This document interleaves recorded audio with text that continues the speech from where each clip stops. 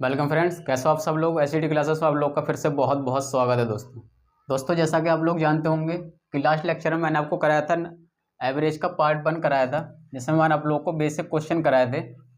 उसी का second lecture आज मैं आप लोग के लिए सामने लेकर आया हूँ।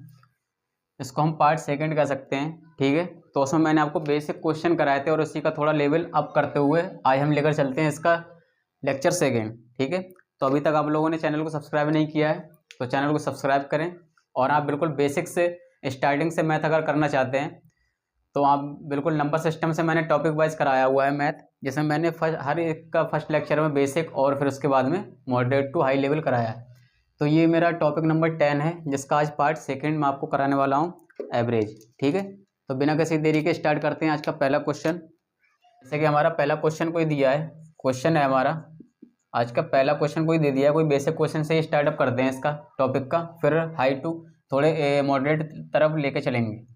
ए स्क्वायर माइनस बी स्क्वायर कोई वैल्यू दे रखी है 64 तथा इसमें एक की वैल्यू दे दी है। क्या वैल्यू दी है? A minus B equal to 4 दे रखा है। अब पूछ रहा है तो ए तथा बी का औसत ज्ञात करो। अब पूछ रहा है ए तथा बी का औसत ज्ञात करो, क्योंकि मैंने सेकंड टॉपिक शुरू करा हुआ है, ठीक है। इसको हम पार्ट सेकंड कह सकते हैं, ठीक है। इसको हम पार्ट सेकंड कह लें, ज़्यादा बेटर रहेगा, क्योंकि फर्स्ट पार्ट में इसका करा चुका हूँ जिसमें बेसिक करा हुआ है, ठीक है। तो अगर आपको ये सारा कुछ ऐसे समझ नहीं आता तो आपका पहले इसका फर्स्ट लेक्चर देख लें, सारा कुछ आपका क्लियर हो जाएगा, ठीक है। तो पूछ रहा है औसत ज्ञात करो। क्या दिया? ए तथा बी का औसत ज्ञात करो। आप लोग को पता होगा, मैंने फर्स्ट लेक्चर में कराया है। ए तथा बी का औसत ज्ञात करने के लिए मतलब पदों का योग अपन पदों की संख्या, मतलब राशियों का योग अपन राशियों की संख्या हमारा एवरेज के बराबर होता है, ठीक है।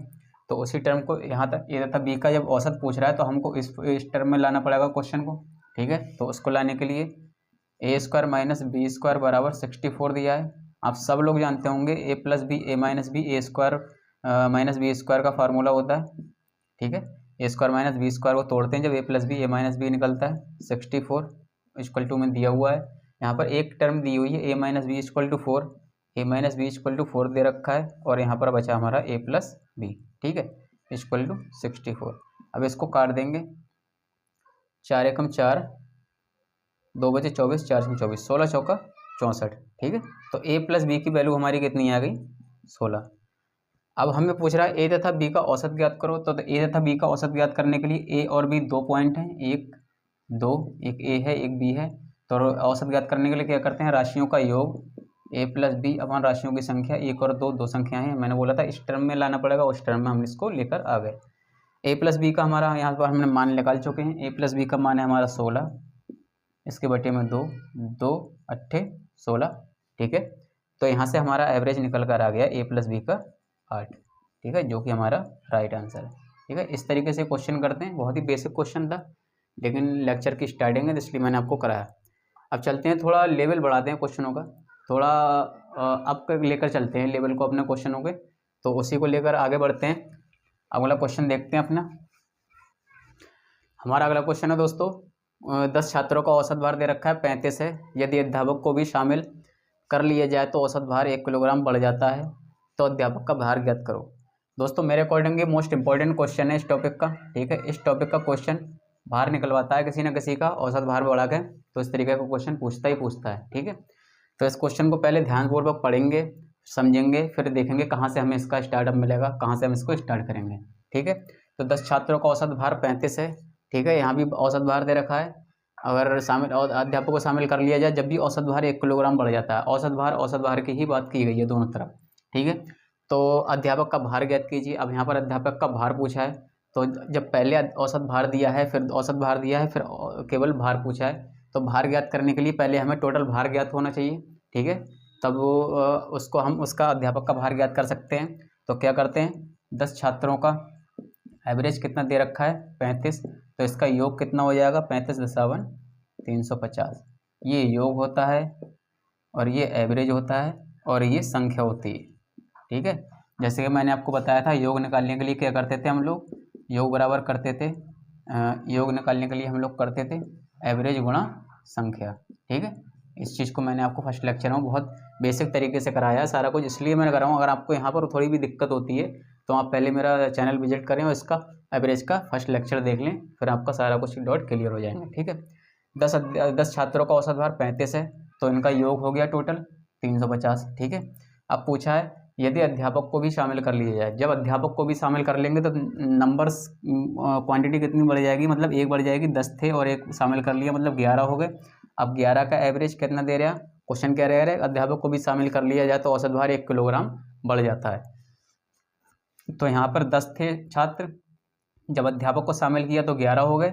अब 11 लोगों पर बात होगी तो कह दिया कि औसत भार 1 किलोग्राम बढ़ जाता है, तो पहले औसत भार 35 था, अब 1 किलोग्राम बढ़ गया 36 हो गया। ठीक है सर, यही एक टर्म इसमें ऐसी है जिसको आपको बहुत ध्यान से करना है, या ध्यान से पूर्वक देखना है, समझना है, फिर करना है। ठीक है, नहीं तो और इसमें कुछ खास नहीं क्वेश्चन में। अब इसका योग निकालेंगे, 11 छंग 66, 11 तीन 33 और 6 39, 396। ठीक है, तो ये हमारा 10 छात्रों का भार हुआ और ये हमारा अध्यापक को मिलाकर टोटल भार हुआ। इस टोटल भार में से अगर हम 396 में से अगर हम 10 छात्रों का अगर भार निकाल लें तो क्या हुआ, अध्यापक का भार निकल जाएगा, जाहिर सी बात है निकल जाएगा, इतना तो आप सब लोग जानते होंगे। 6 9 में से 5 गए 4, कितना था 350 और 396, 50 40 96 46। अध्यापक का भार 46 किलोग्राम होगा। ठीक है, यहाँ पर चाहे तो आप टर्म लिख दें अध्यापक का भार। ठीक है, अध्यापक का भार यहाँ से निकल कर आ गया हमारा 46 किलोग्राम। ठीक है, समझने की बात यह है कि अध्यापक के बिना 10 छात्रों का भार 350 किलोग्राम था, अध्यापक को मिलाया तो 11 लोग हो गए, अब टोटल भार हो गया 396 किलोग्राम। अब पूछ रहा है कि अध्यापक का भार ज्ञात कीजिए, तो इस टोटल 396 अध्यापक और छात्रों का मिलाकर 396 है, इसमें से 350 घटा देंगे तो हमारा 46 किलोग्राम बचेगा, जो कि हमारा अध्यापक का भार है। ठीक है, तो बहुत बढ़िया क्वेश्चन है दोस्तों, और चलते हैं हम नेक्स्ट क्वेश्चन की तरफ। हमारा अगला क्वेश्चन है दोस्तों, अगला क्वेश्चन दे दिया है 11 संख्याओं का औसत 10 है, प्रथम 5 संख्याओं का औसत 9 है तथा अंतिम 5 संख्याओं का औसत 8 है, तो छठी संख्या ज्ञात कीजिए। तो छठी संख्या ज्ञात कीजिए, सॉरी छठी लिख के आए, तो छठी संख्या हर जो भी हो, छठी संख्या ज्ञात कीजिए। ठीक है, तो हम इसको क्या करेंगे, पहले हम देख लें कि हमें संख्याएं कितनी दी हैं। 11, 1 2 3 4 5 6 7 8 9 10 11, 11 संख्याएं दी हैं। इसमें प्रथम 5 संख्याओं का कोई एवरेज दिया है, अंतिम 5 संख्याओं का कोई एवरेज दिया है। ठीक है, पूछ रहा है छठी संख्या, छठी संख्या हमारी यही तो बची। ठीक है, इस छठी संख्या का मान ज्ञात कीजिए। इस छठी संख्या का मान ज्ञात करने के लिए हम क्या करेंगे, जो टोटल 11 संख्याओं का एवरेज हो, टोटल 11 संख्याओं का जो मान होगा उसमें से हम प्रथम 5 और अंतिम 5 को जोड़ के घटा दें तो हमारा छठी संख्या निकल आ गई। ठीक, इसी पैटर्न पर करेंगे क्वेश्चन। चलते हैं क्वेश्चन की तरफ। 11 संख्याओं का एवरेज दिया है 10, तो इनका योग हुआ 110। ठीक है, और प्रथम 5 संख्याओं का एवरेज दिया है 9, तो इसका योग हुआ 45। ठीक है, अंतिम 5 संख्याओं का एवरेज दिया है 8, तो इसका योग हुआ 8 पंजे 40। ठीक है, वही करने वाले हैं हम लोग, टोटल में से ये दोनों घटा दें तो बीच की संख्या निकल आएगी। तो 110 में से जब हम 95 घटाएंगे, 40 दूनी 80, 85 घटाएंगे। ठीक है, 85 घटाएंगे तो 85 5 90, 110, 25 बचा, यही हमारी छठी संख्या होगी। छठी संख्या हमारी क्या होगी, 25। ठीक है, 10 में से 5 गए 5, इधर बचा 10, 10 में से 8 गए 2, 25, तो छठी संख्या हमारी क्या होगी, 25 होगी। ठीक है, तो चलते हैं नेक्स्ट क्वेश्चन की तरफ। अगला क्वेश्चन है दोस्तों, किसी कक्षा में छात्रों तथा छात्राओं का औसत प्राप्तांक 71 तथा 73 है। इसमें दे दिया कोई बॉयज़ दे दिए और गर्ल्स दे दी। ठीक है, क्या दिया है, छात्रों तथा छात्राओं का औसत प्राप्तांक 71 और 73 है। छात्र ये हैं 71 है और गर्ल्स का 73 है। यदि सभी छात्रों का औसत प्राप्तांक 71.8 है, सभी छात्रों का औसत प्राप्तांक 71.8 है। ठीक है, तो छात्रों तथा छात्राओं का अनुपात ज्ञात कीजिए। इसके लिए एक सबसे पहले एक हम नोट पॉइंट लिख लें, जिसे हम मिश्रण का नियम कहते हैं दोस्तों। ठीक है, मिश्रण का नियम। मिश्रण का नियम क्या कहता है दोस्तों, हमेशा बड़ी वैल्यू से छोटी वैल्यू, बड़ी वैल्यू से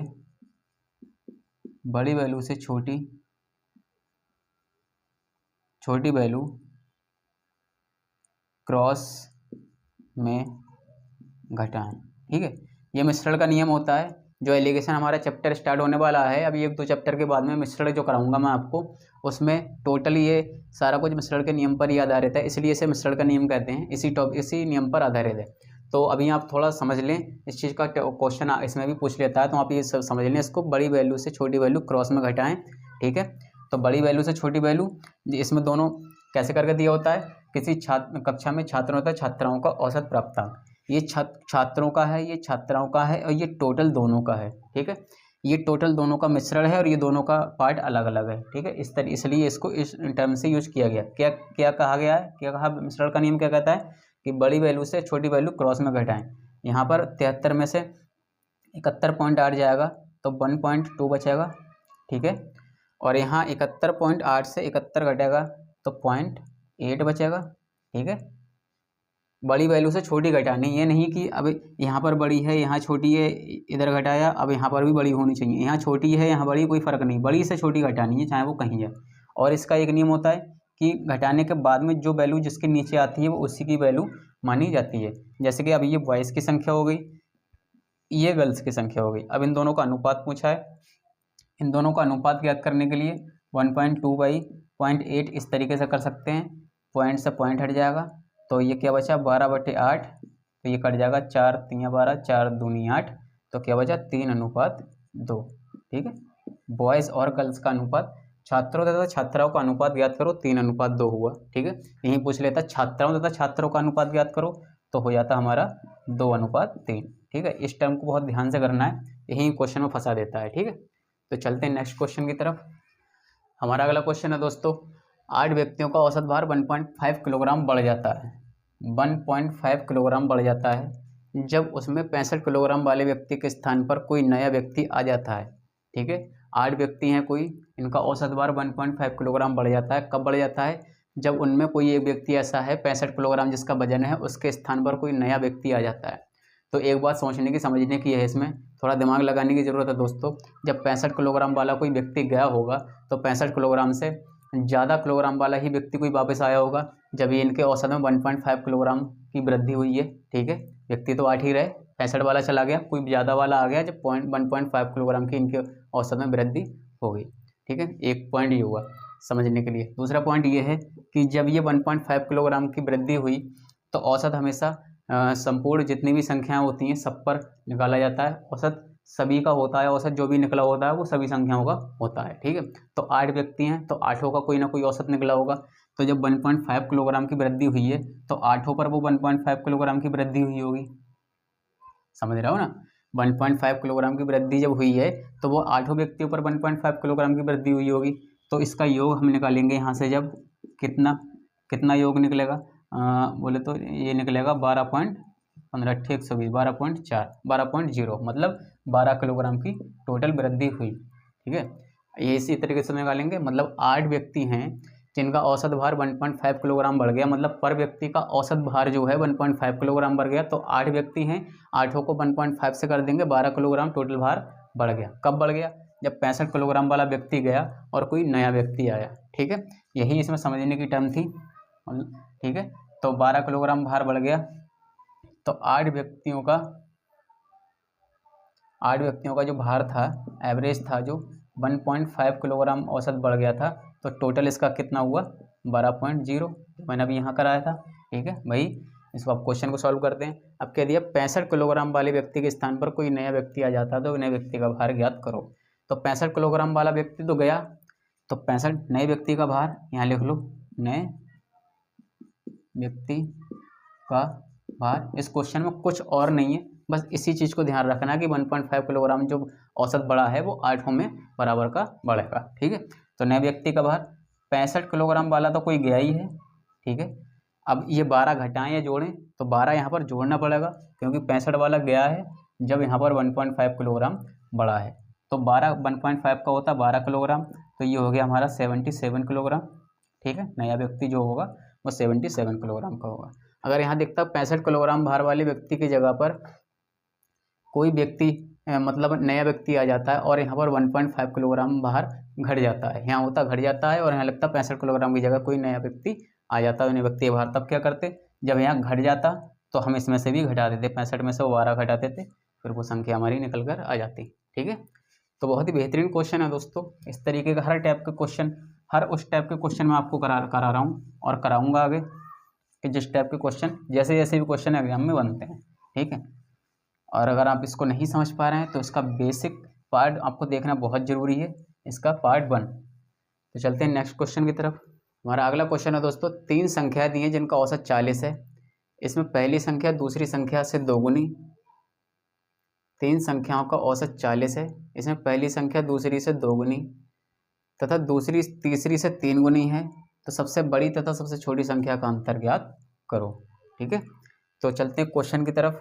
क्वेश्चन के हिसाब से सेट करेंगे। पहली संख्या है जो दूसरी से, पहली संख्या है औसत तो 3 का 40 है। जब 3 का औसत, 3 का जब एवरेज है वो 40 है, तो इसका योग कितना हो जाएगा, 120 हो जाएगा। ठीक है, क्योंकि संख्याओं के अंतर की बात कर रहा है तो संख्याओं की पहले वैल्यू पता होनी चाहिए, संख्याएं पता होनी चाहिए। तो वो संख्याएं, टोटल संख्या हमारी 120 है, 3 संख्याओं का एवरेज 40 है, तो टोटल हमारा हुआ 120। ठीक है, अब से करते हैं संख्याओं पर बात। पहली संख्या दूसरी से दोगुनी है, तो दूसरी अगर 1 होगी तभी तो पहली दोगुनी होगी। एक कंडीशन हमारी ये हुई। दूसरी कंडीशन क्या है, दूसरी संख्या तीसरी से 3 गुनी है। दूसरी संख्या तीसरी से 3 गुनी है, तीसरी अगर 1 होगी तभी तो दूसरी 3 गुनी होगी। ठीक है, अब इसका अनुपात और समानुपात के चैप्टर में मैंने आपको इसको बहुत ही बेसिक तरीके से कराऊंगा और आपको क्लियर हो जाएगा। लेकिन अभी मैं आपको ये क्वेश्चन आ गया तो किस तरीके से बांटते हैं, कैसे वैल्यू निकालते हैं, वो आपको कराना सिखा दे रहा हूँ। ठीक है, बाकी डिटेल में मैं आपको उसी में कराऊंगा, अनुपात और समानुपात वाले चैप्टर में। ठीक है, अभी आप समझ लें क्या करते हैं। तो पहले और दूसरे की टर्म में देखेंगे तो यहाँ पर 2 की वैल्यू, दूसरे की वैल्यू है 1, पहले की वैल्यू है 2। ठीक है, लिख दिया। अब दूसरी सिचुएशन क्या है, 2 और 3 की वैल्यू उसमें देखेंगे तो दूसरे की वैल्यू यहाँ पर है 3, तीसरे की वैल्यू है यहाँ पर 1। ठीक है, अब इसको मल्टीप्लाई कर देंगे। अब क्या करते हैं, जिस संख्या के सामने लेटी हुई संख्याओं में, सही है, पैरेलल नहीं, उसमें जैसी इन संख्याओं में जिस संख्या के सामने जो भी ब्लॉक खाली होगा उसको उसी संख्याओं से भर देंगे। जैसे 1 है यहाँ पर और इसके सामने कोई ब्लॉक खाली है तो आगे भी संख्या उसमें 1 लगा देंगे। जैसे कि 3 है, इस वेक्टर को लगाने का मतलब उद्देश्य यही है, आपको समझ आया। 3 है, 3 के आगे ब्लॉक खाली है तो इसमें भी 3 लिख देंगे। अब चाहे यहाँ पर 1, 2 ब्लॉक खाली होते, 3 होते, 4 होते, सब में वही संख्या रिपीट करते चले जाते हैं। अब इसके बाद क्या करते हैं हम लोग, इसकी मल्टीप्लाई कर देते हैं। 1 एकम 1, 1 तियाँ 3, 2 तियाँ 6। ठीक है, ये हो गया हमारा 6। अब जो सारे कुछ अनुपात में हैं, जब अनुपात में कोई वैल्यू जोड़ते हैं तो उसके साथ में कोई कांस्टेंट जुड़ जाता है, आपको पता होगा। 6, 3, 9, 1, 10, इनकी वैल्यू हुई 10A और 10A मिलाकर बराबर हुई 120 के। ठीक है, यही तो हुआ। 3 संख्याओं का औसत 40 है तो टोटल संख्याएं हो गई 120 और 3 संख्याओं का यहाँ अनुपात में लिख ली 6, 3, 9, 1, 10। तो अनुपात के लिए कोई कांस्टेंट ले लेते हैं, 10A बराबर 120, 0 से 0 कट जाएगा, मतलब A की वैल्यू यहाँ पर आ गई हमारी 12। ठीक है, 12 आ गई। अब क्या पूछ रहा है, सबसे बड़ी तथा सबसे छोटी संख्या का अंतर ज्ञात कीजिए। यहाँ पर संख्याएं निकालने पहले हम, पहली संख्या हमारी 6A है तो 6 गुणा A की, A बराबर 6 गुणा A की जगह पर 12, 12 छम 72। दूसरी संख्या हमारी क्या है, दूसरी संख्या हमारी 3 है तो 12 गुणा 3 बराबर 12 3 36। तीसरी संख्या हमारी 1 है तो केवल A की वैल्यू होगी, मतलब 1 है, A इक्वल टू 12। ठीक है, ये हमारा फर्स्ट नंबर, ये हमारा सेकंड नंबर, ये हमारा थर्ड नंबर। क्वेश्चन क्या पूछ रहा है, सबसे बड़ी तथा सबसे छोटी संख्या का अंतर ज्ञात करो। सबसे बड़ी संख्या है 72, सबसे छोटी है 12, तो अंतर हो गया 72 माइनस 12 बराबर 60। यही हमारा अंतर हो गया और यही हमारा इसका आंसर हो गया। ठीक है, इस तरीके का क्वेश्चन भी कोई पूछ लेता है, 0 7 में से 1 गया 6, इस तरह के क्वेश्चन भी पूछ लेता है। ठीक है, बहुत ही अच्छे क्वेश्चन है, बहुत ही बेस्ट क्वेश्चन होते हैं इस तरीके के, जो देखने में बहुत हैवी लगते हैं लेकिन आपका रिवीजन है और आपके सही से करे हुए हैं तो 35 से 40 सेकेंड, 45 सेकेंड लगते हैं बहुत ना बहुत। ठीक है, इन क्वेश्चनों को करने में। तो चलते हैं नेक्स्ट क्वेश्चन की तरफ दोस्तों। हमारा अगला क्वेश्चन है दोस्तों, किन्हीं 2 संख्याओं का औसत 8 है तथा अन्य 3 संख्याओं का औसत 3 है। पहले 2 संख्याओं का औसत 8 है, फिर आगे अन्य 3 संख्याओं का औसत 3 है, तो 5 संख्याओं का औसत ज्ञात करो। औसत औसत औसत औसत औसत की बात कर रहा है। तो अब 5 संख्याओं का औसत ज्ञात करने के लिए पहले हमें वैल्यू पता होनी चाहिए उनकी। ठीक है, उनकी वैल्यू पता करने के लिए हम क्या करेंगे, 2 संख्याओं का औसत, 2 संख्याओं का एवरेज कितना दिया है 8 दिया है तो इसका योग होगा 8 दूनी 16। अगली अन्य 3 संख्याओं का औसत कितना दिया है, 3 दिया है, तो इनका होगा 3 3 9, ठीक है 9। अब क्या पूछ रहा है, तो पांचों संख्याओं का औसत ज्ञात कीजिए। पांचों संख्याओं का औसत ज्ञात करने के लिए यहाँ 5 संख्याएं हो गई जी, और इनकी वैल्यू हो गई, योग हो गया इनका 25। औसत निकालने के लिए क्या करते हैं, राशियों का योग अपॉन राशियों की संख्या। राशियों का योग दोनों का पहले हम कर चुके हैं, 16 9 25, 25, राशियों की संख्या 5, तो एवरेज हमारा आ गया 5 पंजे 25, A equal to 5, 5 is the right answer, ठीक है। तो चलते हैं दोस्तों अब नेक्स्ट क्वेश्चन की तरफ। बहुत ही बेसिक क्वेश्चन था, लेकिन आया हुआ क्वेश्चन है दोस्तों, इसलिए मुझे कराना जरूरी समझा इसे। इस तरीके का क्वेश्चन कभी फंसा देता है, और ये आया हुआ ही क्वेश्चन है दोस्तों, इसलिए आपको इस क्वेश्चन को बहुत ध्यान देना चाहिए, क्योंकि इसमें सब में एवरेज एवरेज एवरेज दिया होता है और एवरेज ही पूछता है, ठीक है। तो चलते हैं नेक्स्ट क्वेश्चन की तरफ। हमारा अगला क्वेश्चन है दोस्तों, बहुत ही बेस्ट क्वेश्चन है। जैसे कि क्वेश्चन दिया है 9 प्रेक्षणों का माध्य, इसको इंपॉर्टेंट लगा लें दोस्तों आप। इस तरीके का क्वेश्चन जरूर बनता है एग्जाम में। 9 प्रेक्षणों का माध्य कोई दिया 18 है, 4 और प्रेक्षणों को शामिल किया गया तो माध्य 19 हो जाता है, ठीक है। 9 प्रेक्षण थे जिनका माध्य 18 है, माध्य मतलब वही, ठीक है, एवरेज, औसत, औसत को माध्य भी कहते हैं। 18 है, 4 और प्रेक्षणों को शामिल किया गया तो उसका माध्य 19 हो जाता है। चारों नए प्रेक्षणों का माध्य ज्ञात कीजिए। चारों नए प्रेक्षणों का माध्य ज्ञात करने के लिए पहले चारों नए प्रेक्षणों की हमें वैल्यू पता होनी चाहिए, क्या वैल्यू आई थी उसकी, उसका, ठीक है। तो उसके लिए हम करेंगे, पहली कंडीशन क्या दी है, 9 प्रेक्षणों का एवरेज कितना दिया है, 18 दिया है, तो इसके टोटल कितना हो जाएगा, 18 ने में 162, 9 8 72, 9 एकम 9 8 9 एकम 9 7 16, 18 ने में 162, ठीक है। अब क्या दिया है, 4 और प्रेक्षणों को शामिल किया जाए, 4 और शामिल किए गए तो 9 4 कितने हो गए, 13, तो माध्य 19 हो जाता है, तो एवरेज इसका कितना हो जाता है, 19 हो जाता है। अब इसका योग कितना हो जाएगा, 19 19 57, 5 बचे, 19 एकम 19 और 5, 19 एकम 19 और 5 24, 247, ठीक है। अब क्या पूछ रहा है, चारों नए प्रेक्षणों का माध्य ज्ञात कीजिए। तो चारों नए प्रेक्षणों का माध्य ज्ञात करने के लिए पहले उन चारों नए प्रेक्षणों की हमें वैल्यू पता होनी चाहिए, एग्जैक्ट वैल्यू क्या थी। तो 9 की वैल्यू ये है, 9 की वैल्यू ये है, और 4 और जोड़े तो ये 13 हो गए, तो टोटल वैल्यू हमारी इतनी हो गई। तो हम इस वैल्यू में से ये वैल्यू घटाते हैं तो 4 प्रेक्षणों की वैल्यू पता लग जाएगी। 4 प्रेक्षणों का योग तो ही बचेगा, 4 प्रेक्षण जो हैं वो इसमें जुड़ गए हैं, उनका योग तो ही बचेगा। 7 में से 2 गए, 5 बचे, 14 में से 6 गए, 8 बचे, ये बचा 85, ठीक है, 85 बचा।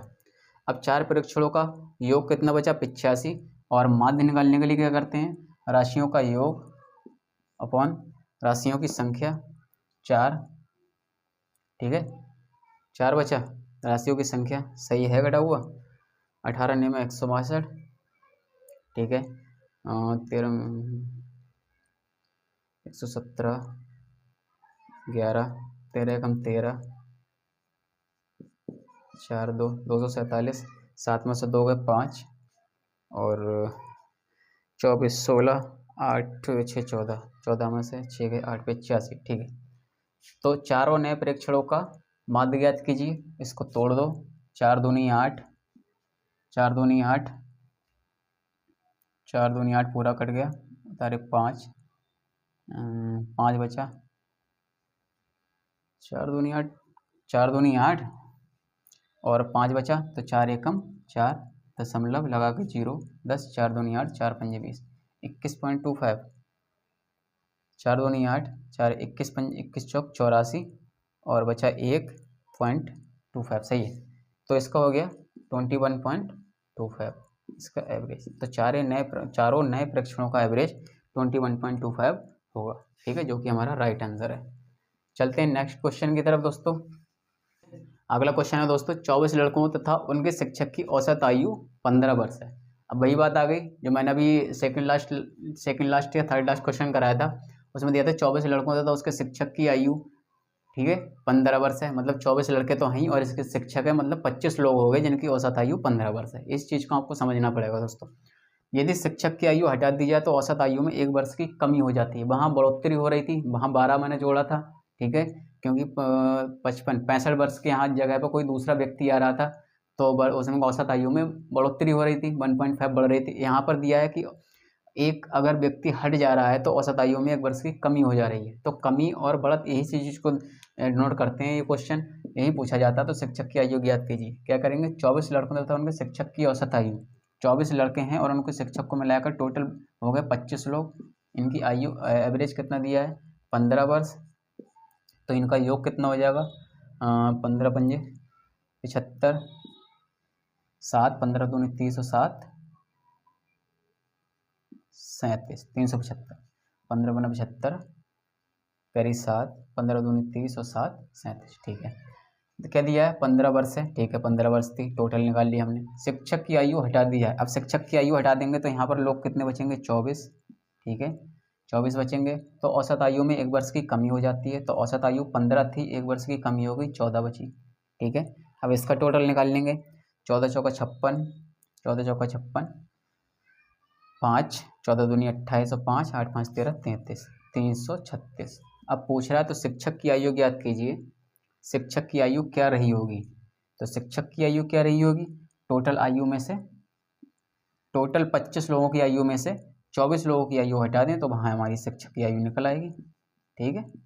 यही हमारा राइट आंसर होगा। शिक्षक की आयु जो भी निकलेगी हमारी क्या निकलेगी, 16 में से 336 और 75, 15 में से 6 गए, 9 बचे, बड़ी वैल्यू ऊपर ही है, छोटी वैल्यू नीचे है। 375 में से 36 घटा देंगे, 15 में से 6 गए, 9 बचे, यहाँ बचे 6, 6 में से 3 गए 3, 39 वर्ष होगी शिक्षक की आयु जो कि हटा दी गई थी, ठीक है। चलते हैं नेक्स्ट क्वेश्चन की तरफ।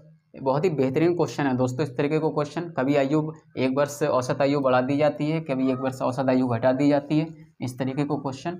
और बस थोड़ा सा डिफरेंस रहता है, कभी जोड़ता है कभी घटाता है, तो वो बहुत बेहतरीन क्वेश्चन बैठते हैं और बहुत अच्छे कोई लेवल के क्वेश्चन है ये। जरा सी चूक में क्वेश्चन खराब भी हो जाता है, इसलिए ज़्यादातर चांसेस रहते हैं इन दो क्वेश्चनों को पूछने के। तो चलते हैं नेक्स्ट क्वेश्चन की तरफ। तो अगला क्वेश्चन है दोस्तों हमारा, 50 अंकों का औसत 30 है, यदि इनमें 2 अंक 55 व 65 हटा दें तो शेष अंकों का औसत ज्ञात करो। तो हम देखते हैं कि सबसे पहले क्या दे रखा है, 50 अंकों का औसत। बहुत ही शानदार क्वेश्चन है दोस्तों और इम्पोर्टेंट क्वेश्चन है ये। इस क्वेश्चन को आप बहुत ध्यान से करें, ध्यान से समझें, ठीक है। 50 अंकों का औसत दे रखा है, तो सबसे पहले वही टर्म यूज करेंगे। 50 अंकों का एवरेज दे रखा है हमारा 30, तो टोटल वैल्यू हमारी कितनी होगी, 5 3 15, 1500 हो गया हमारा, ठीक है। 50 अंकों का औसत जो 30 दे रखा है, तो टोटल अंक हमारे कितने हो गए, 1500 हो गए। यदि इनमें 2 अंक 55 व 65 हटा दें तो शेष अंकों का औसत ज्ञात कीजिए। तो 55 और 65 को जब इनमें से हटाना है, तो 55 और 65, यदि इनमें से 2 अंक 55 और 65 हटा दें, 55 और 65 हटाने के लिए 55 और 65 को जोड़ो, ठीक है। 55 और 65 को जोड़ो, 0 5 6 11 1 12, 120, ठीक है।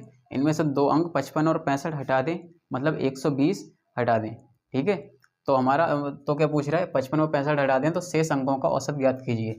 इनमें से 2 अंक 55 और 65 हटाने के लिए दोनों अंकों को जोड़ लो, 120 वैल्यू आई, इसमें से 120 घटा दो, ठीक है। मतलब वही है कि 55 और 65 2 अंक हटा दें, तो या घटा दें या हटा दें, बात एक ही है, ठीक है। 0 यहाँ पर बचा हमारा 2, ठीक है, यहाँ 0, यहाँ 10 बचा, 10 में से 2 गए 8 बचे, ठीक है।